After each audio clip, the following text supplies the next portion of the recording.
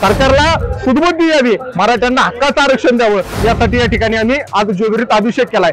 सरकारनं आमच्या विरोधात बिकट परिस्थिती निर्माण केली, प्यायचं पाणी बंद केलं, आमच्या मराठा आंदोलकांना खायला मिळू नये म्हणून हॉटेल बंद केलं। परिस्थिती जेवढी बिकट तेवढाच मराठा तिकट हे मराठ्यांनी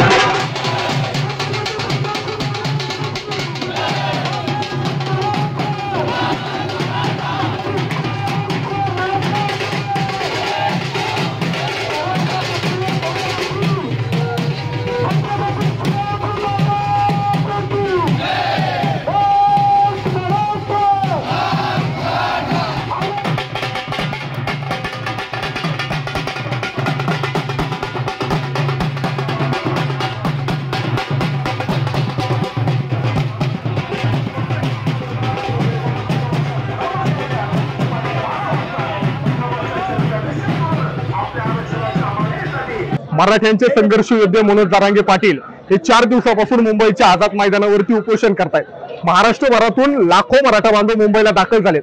ज्यांना जमेल ते मुंबईला जात आहेत, ज्यांना जमत नाही ते तन मन धनाने या लढ्यामध्ये सहभागी होत आहेत। आज जेजुरी शहरातील सकल मराठा समाजाच्या वतीनं आम्ही भव्य रॅली काढून खंडोबाच्या दर्शनाला आलो।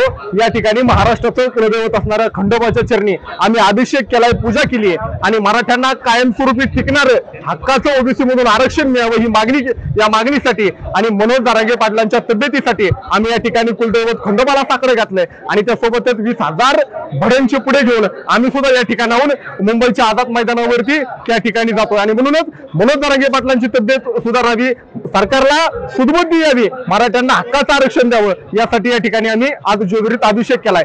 सरकारनं आमच्या विरोधात बिकट परिस्थिती निर्माण केली, प्यायचं पाणी बंद केलं, आमच्या मराठा आंदोलकांना खायला मिळू नये म्हणून हॉटेल बंद केलं। पण परिस्थिती जेवढी तिकट जेवढी बिकट तेवढाच मराठा तिकट हे मराठ्यांनी दाखवून दिलं आणि मराठा वेगवेगळ्या मार्गाने या आंदोलनाच्या लढ्यात सहभागी होतोय।